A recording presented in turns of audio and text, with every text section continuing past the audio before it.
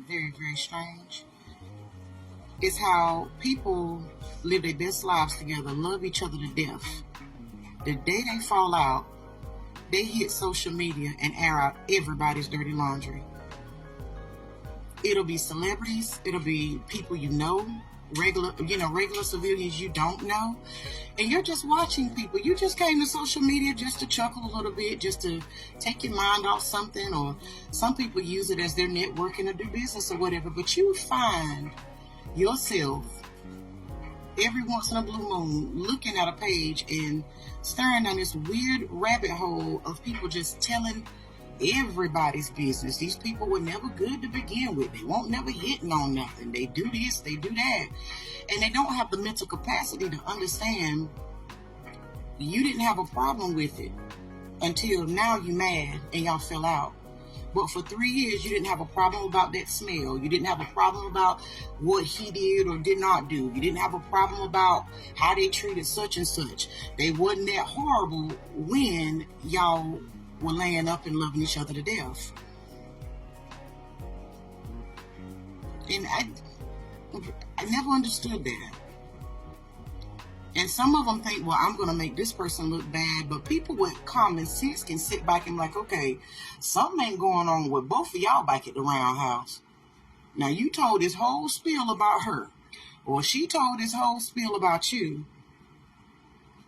And we just trying to figure out you were there for it. You were there for every last bit of it. But somehow today, because you irritated, you want to whistleblow about everything that you were okay with, didn't have a problem with. That line, that thin line they talk about between love and hate, is non-existent. Because people will love you to death and sing your praises at 11 o'clock on a Tuesday. Come Wednesday by noon, they ain't studying you, and everybody from here to Beijing and China know you never cleaned your house. You had a problem. They think you from junk. Everybody knew something was wrong. And I was like, okay, but here you are to tell a story that you were complacent and lived in until they fell out with you. And that don't seem strange. You watch celebrities do it, sit up and talk about each other like a dog. But just 6 months ago, it was fine. Everybody was cool and posing and loving each other. It's very sad that we can't bow out gracefully, put a period at the end of a sentence, and move on from a situation. And just say, no, it didn't work out. I ain't got nothing to say. And just go on about your business for both parties. For both. I just can't understand why we can't have the maturity to do that.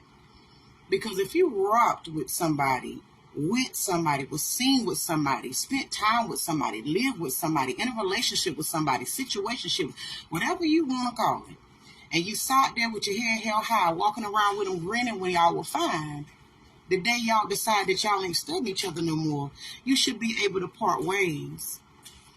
But no, it becomes a weird show for the general public to sit up and watch, and we got to find out that this person had a problem where they don't clean, they don't sanitize, they don't do this, they nasty, they don't take care of their children. Y'all will say the worst things about people, but don't have the mental capacity to back all the way up and say, well, okay, I was there for the whole entire thing when it was working out for me. We're watching a lot of people now that act like they're not cool with stuff the whole entire time they dealt with somebody, but you continue to deal with them. It's just kind of hard to have respect for the person who now sat around all this malicious and deceitful and sinister things, because some people are getting to talking about some sinister things that they sat there and they were there for and watched the person do. And what does that say about your character if you sat there in it when y'all loved each other to death, or when y'all were cool? And now, because y'all ain't studying each other no more, everybody got to know they worst, their weaknesses, their failures, how they want this, how they want that. But y'all, knock it off. Let's stop doing that. You can bow out gracefully out of somebody's life without getting on social media and hitting record and talking about them, because whether you know it or not, people with common sense can say, okay, something went right with that whole entire situation. It was best that y'all didn't even say anything. Now, while you tried to make her look horrible, we side-eyeing you.